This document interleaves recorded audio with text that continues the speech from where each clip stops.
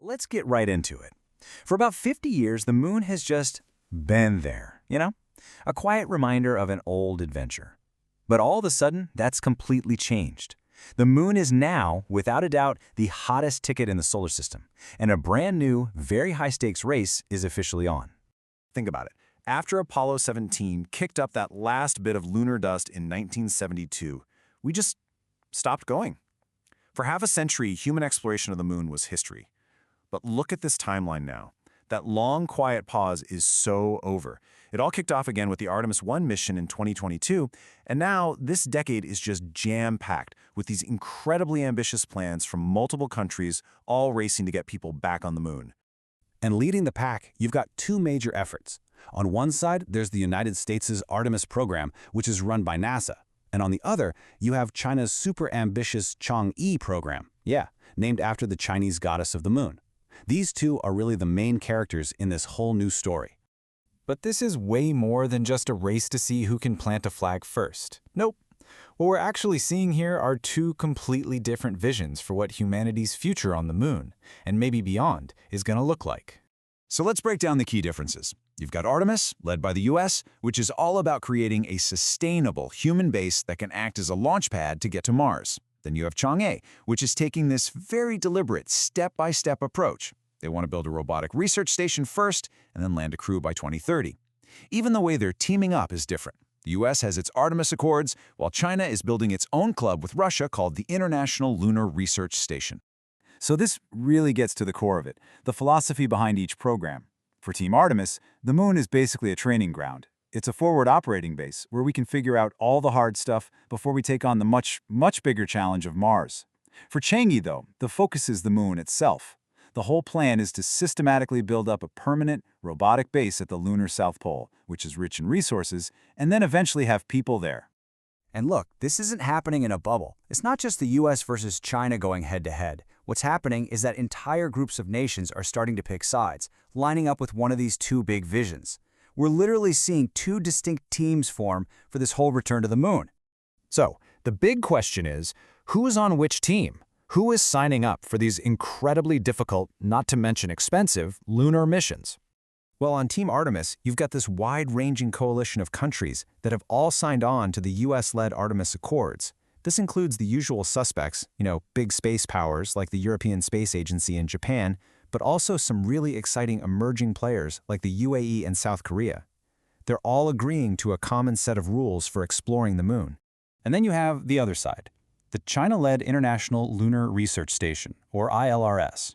This is a totally separate framework for cooperation, and Russia is the main partner. But you also have countries like Pakistan, South Africa, and Venezuela signing up, which creates a very different-looking kind of global alliance. Okay, so you have two competing teams, both heading for the exact same place. This brings up a massive question about, the rules of the road. I mean, how do you govern a place that has no government?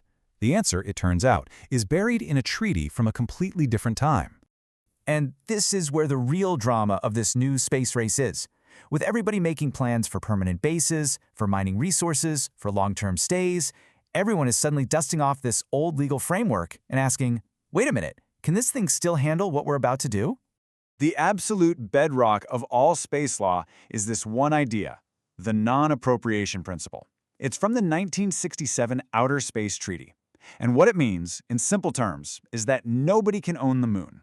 You can't claim a chunk of it for your country, period. Doesn't matter if you land on it, live on it, or stick a flag in it. This really comes from that original, very idealistic vision for space exploration. The whole idea was that space was supposed to be a place for everyone, a resource held in common for all of humanity, not just another territory to be fought over and carved up. But here's the problem. That treaty was written when just getting to the moon was the mind-blowing achievement, not staying there. It doesn't really have anything clear to say about modern ideas like mining lunar ice for rocket fuel or building permanent towns. And it's in that gray area, that ambiguity, where the potential for some serious conflict starts to brew. Because this really isn't just about science projects or lawyers arguing over old treaties anymore. As this competition heats up, that line between peaceful civilian exploration and national security, it's getting really blurry. The stakes are getting much higher than most people think. Which forces us all to ask a really basic, fundamental question. Is space still that peaceful sanctuary that the old treaty dreamed of? Or has it already turned into something else entirely?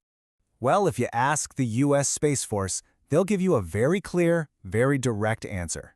They don't see space as a purely scientific playground anymore. Not at all. It is now officially considered a potential warfighting domain. And they've named China as the pacing challenge, which is military speak for the main competitor that's driving all their planning. And if you want to get a sense of just the scale and speed of that challenge, get a load of this number. In just a handful of years, China has grown its fleet of satellites in orbit by over 660%.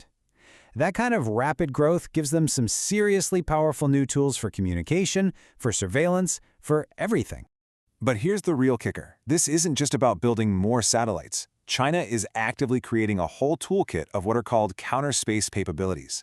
These are weapons designed to stop another country from using its own satellites. We're talking about everything from missiles launched from the ground that can literally smash a satellite to bits, to lasers that can blind them, to jammers that mess with GPS, and even these snaky inspector satellites that can get right up next to another spacecraft and, well, we're not always sure what they're up to.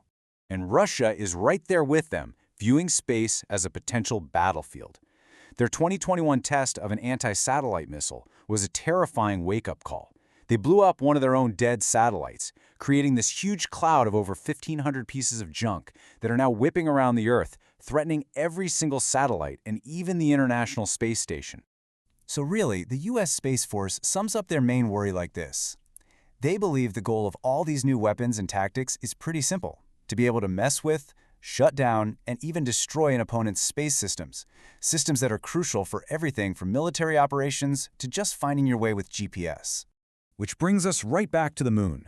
As we sit here and watch these two huge programs get ready to take that next giant leap for humanity, we're left with a pretty profound question. Is this leap truly for all humanity, like the old treaty dreamed of? Or is it really just a next chapter in a long story of great powers competing for control and national advantage? The answer to that is going to shape our future, not just up there, but down here on Earth too.